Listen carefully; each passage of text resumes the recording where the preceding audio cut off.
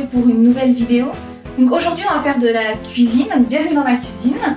L'idée c'est de faire des lasagnes à la courgette, aux chèvres et aux chaours. Donc le dernier est aussi du fromage.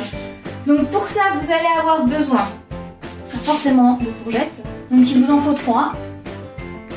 Il vous faut également du beurre. Donc il vous faut à peu près 50 g de beurre divisé par 2. Donc un bout de 25, un autre bout de 25. Il vous faut 300 g de fromage. Soit vous décidez de faire tout chèvre, donc 300 g de chèvre. Soit vous décidez de faire tout chaours, 300 g de chaours. Ou alors vous faites moitié-moitié comme aujourd'hui je vais vous le proposer. Il vous faut également du sel, du poivre, jusque là ça devrait aller, du basilic, de la muscade, du lait, de la farine, des pâtes à lasagne, du fromage râpé. Et en matériel, il vous faut une casserole, une poêle, un fouet, une louche, un couvercle et bien sûr le plat à lasagne. Je vous invite quand même à être suivi par vos parents pour cette étape au niveau de la cuisine, enfin toutes les étapes je dirais même, ça sera beaucoup plus sûr. Donc si vous voulez bien, on va partir directement pour couper les courgettes. Je ne sais pas si vous avez déjà coupé, vous avez le choix. Il y en a qui préfèrent avec la peau, d'autres sans. Aujourd'hui moi je vais faire le choix de garder la peau. Donc, pour ça, il suffit d'en retirer les deux extrémités puis couper en rondelles. Donc les deux extrémités on n'en veut pas. Donc ça on vire. Et ensuite on coupe en rondelles. Plus les rondelles sont fines, mieux c'est. Donc vous devez faire ça sur 3 courgettes. N'hésitez pas à faire en même temps que moi, parce que du coup moi j'ai un petit peu triché, vous verrez par la suite. Alors attention à ne pas vous couper les doigts évidemment. Donc vous pouvez prendre le temps qu'il faut pour couper tant que vos doigts restent intacts.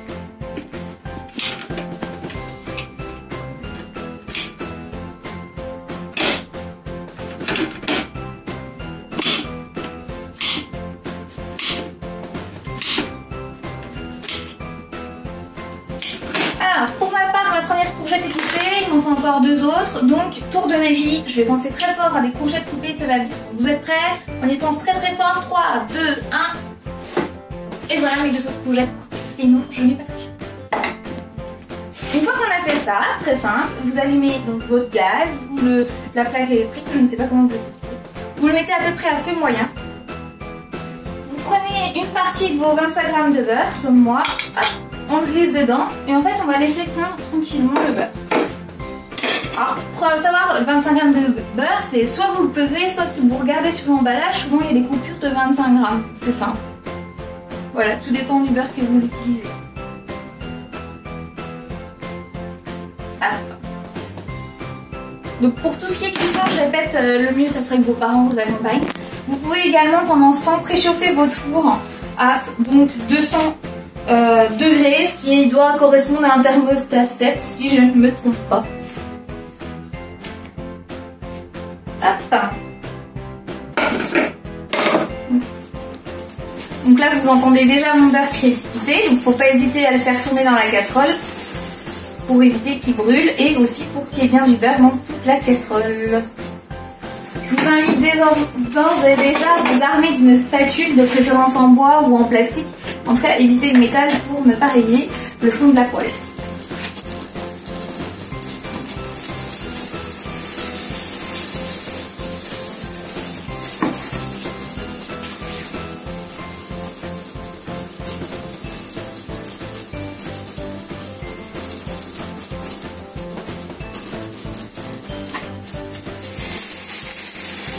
Voilà, le beurre étant fondu, donc vous voyez, il fait une légère mousse, donc ça c'est plutôt bien. Qu'est-ce qu'on fait? On met les courgettes dans l'intégralité dedans. Et donc toujours à feu moyen, parce que si vous mettez un feu fort, elles vont brûler. Alors que moi ce que je veux c'est qu'elles dorment et en plus qu'elles cuisent. Donc il faut qu'elles soient fondantes à l'intérieur. Donc plus vous cuisez fort, et ben malheureusement plus elles seront brûlées et sèches. Pendant ce temps, il faut à peu près 10 minutes de cuisson, donc j'ai envie de dire on a le temps. On va se lancer dans la béchamel. Comment faire une béchamel? Alors je vous le dis, c'est pas un coup sûr que j'y arrive du premier coup, puisque souvent, pour ceux qui ont déjà fait, ça peut faire des grumeaux. L'idée, c'est toujours de partir sur un feu moyen. Voilà. Vous chauffez votre casserole, vous mettez vos 25 g de beurre à fondre dans votre casserole. Jusqu'à là, rien de compliqué, rien de nouveau non plus.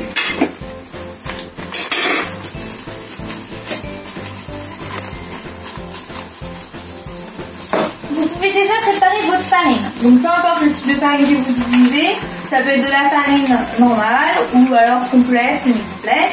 Il vous faut une cuillère à soupe. Voilà. Une fois que votre beurre est bien fondu comme ça, il faut ajouter tout en touillant. Donc du coup c'est l'astuce d'avoir deux mains ou alors d'être à deux personnes, ce qui est d'autant plus simple.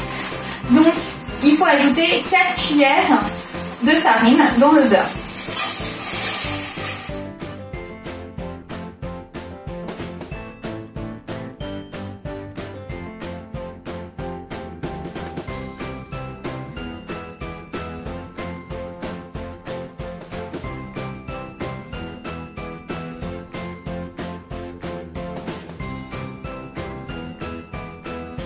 Donc, une fois que vous avez fait ça, il faut ajouter progressivement le lait. C'est-à-dire progressif, vous ne mettez pas tout d'un coup. Voilà. Bon, ne vous inquiétez pas, je ferai le ménage dans ma cuisine après.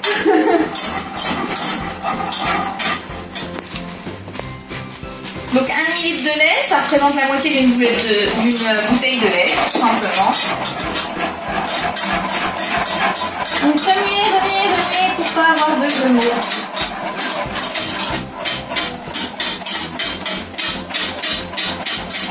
Vous allez voir que plus vous remuez, plus la pâte elle s'épaissit aussi avec la chaleur.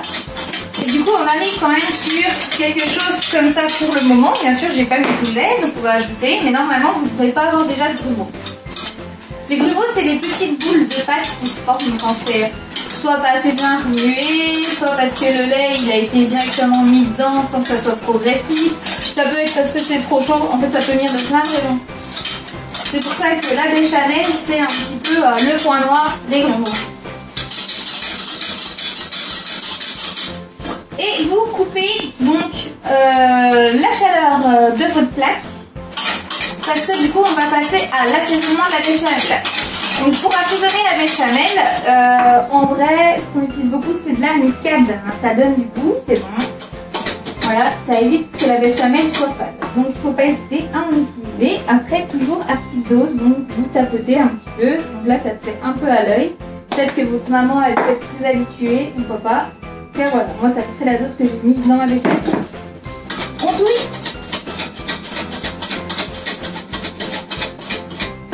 Ensuite c'est le poivre. Donc pas de gros sel par contre. Hein. Donc ça va rester en morceaux dans la béchamel. Hop. Poivre. Alors, il vaut mieux ne pas en mettre assez qu'en mettre de trop, sachant que vous aurez toujours la possibilité d'en rajouter dans, voilà, une fois que les lasagnes seront servies. Donc, n'ayez pas la main lourde, parce que là, ça sera plus difficile derrière à récupérer que si vous en mettez pas assez. Et enfin, du basilic. Alors, le mieux, ça serait d'avoir du basilic frais si vous avez un beau jardin de basilic, ce qui n'est pas mon cas aujourd'hui. Donc, je vais utiliser tout simplement de basilic en poudre, entre guillemets. Hop!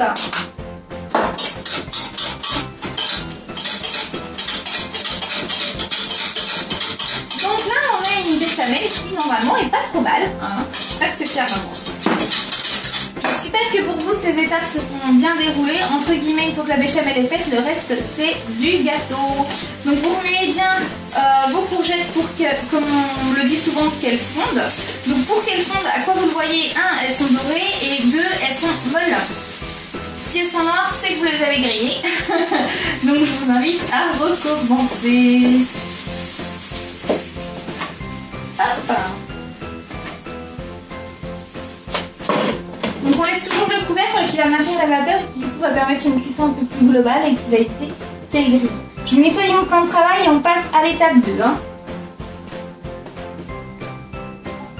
Ah, maintenant il va falloir couper votre fromage. Donc là j'ai pas utilisé mes tours de magie pour les couper, donc on va les couper en live devant vous. L'idée c'est d'en faire des toutes petites particules pour que ce soit plus facile à étaler un petit peu partout sur vos lasagnes.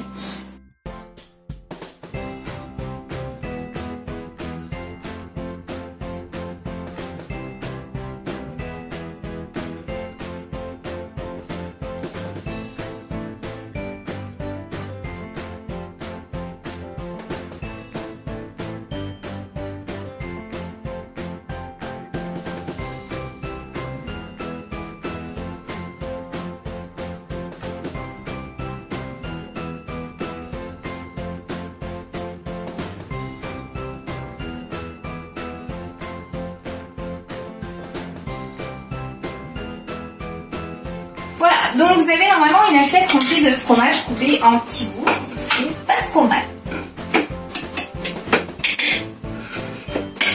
On va passer au dressage. Alors, les lasagnes. Si vous mettez de la béchamel en dessous, comme je vais faire là, vous pouvez vous permettre de mettre directement votre pâte de lasagne non pré-cuite dans votre plat puisqu'elle va cuire avec la béchamel. Par contre, si jamais vous n'aviez pas mis de béchamel dans vos lasagnes, ou de sauce en tout cas, où la pâte va pouvoir s'imprégner, je vous invite fortement à les pré-cuire à l'eau chaude avant. Donc notre fameuse béchamel, toute belle, toute bonne, vous prenez une louche et vous en garnissez le fond de votre plat. Hop. Inutile de mettre 50 cm dans le plat, hein, il suffit juste que le fond soit recouvert. Comme ceci.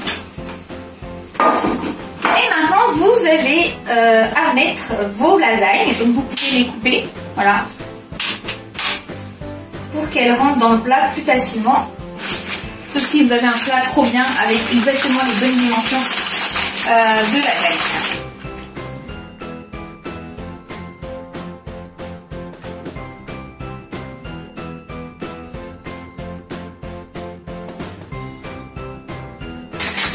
Une fois qu'on a mis nos pâtes à lasagne dans le plat, il faut bien recouvrir tout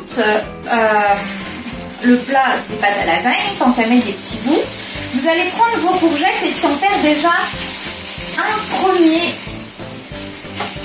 jet donc dans votre plat. L'idée c'est de prendre les courgettes, ouais, si vous regardez les miennes, il y en a qui sont dorées et d'autres moins, donc ça dépend surtout de la tête des courgettes. Donc je vais déjà prendre les courgettes dont je suis sûre qu'elles soient bien dorées, comme ça, pendant que je monte le plat, elles auront le temps de cuire les autres, tout simplement.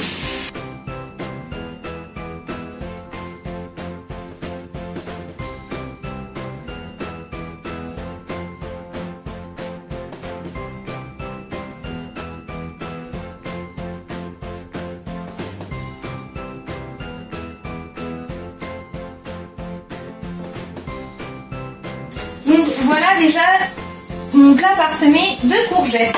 Derrière je vais prendre le fromage, je vais veiller à bien mélanger le chèvre avec le chaours pour éviter que j'ai un étage de chèvre et un étage de chaours. Voilà, je prends ma petite cuillère à soupe et je vais donc saupoudrer mon plat de fromage pour essayer d'en avoir un petit peu partout dans mon plat.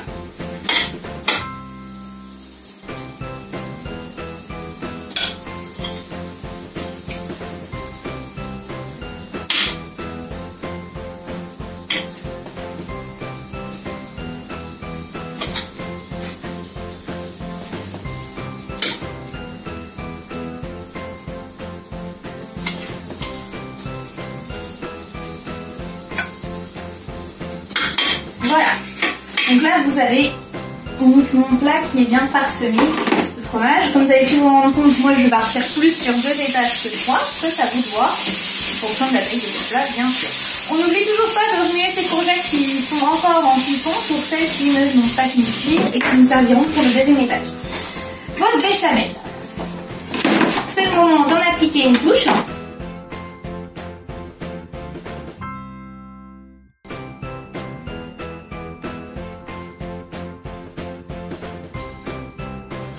Donc on arrive à notre premier étage de lasagne, on va passer au 2e.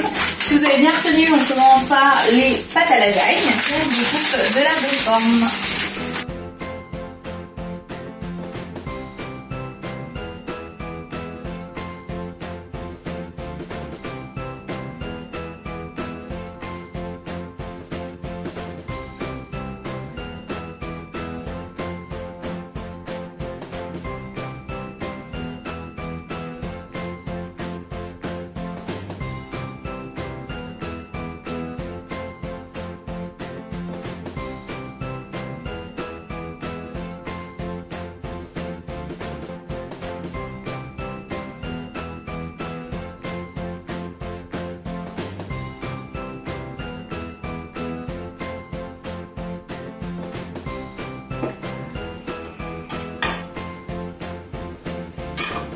c'est fait et maintenant nous allons donc procéder au dernier dressage des pâtes à lasagne. Pour ma part, je les ai pré-cuits en amont. C'est pas une obligation. Moi je préfère, c'est juste comme ça, je suis sûre, quelle que soit la chaleur de mon four, que les pâtes au-dessus elles sont pas craquantes. J'aime beaucoup quand elles sont bien cuites. Donc vu qu'elles ont été cuites, elles se sont un petit peu tordues, mais ça reste des pâtes à lasagne. On va mettre de la même façon sur le plat.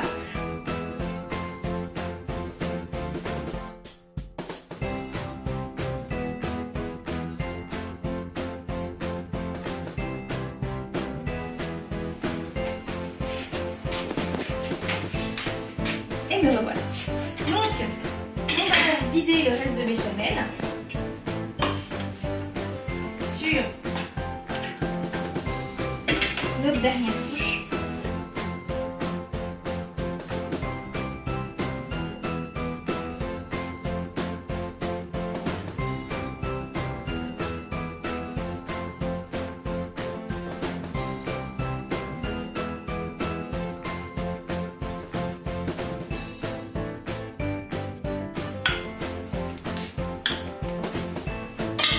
Une fois que tout est recouvert de blanc, comme par ici, ce qu'on fait, c'est qu'on utilise le fromage râpé. Vous en avez pas, soit vous avez les gruyères, vous le râpez. Vous pouvez utiliser du comté, mais vu que le fromage est déjà très fort dans la recette, je vous invite peut-être à utiliser un fromage moins fort. Ou alors à utiliser du parmesan, qui se marie très bien avec tout ce qui est fromage de chèvre. Vous pouvez aussi mixer les fromages au-dessus.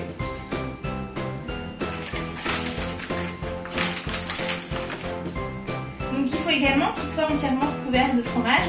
Donc pour ça, 100 g de fromage râpé suffit.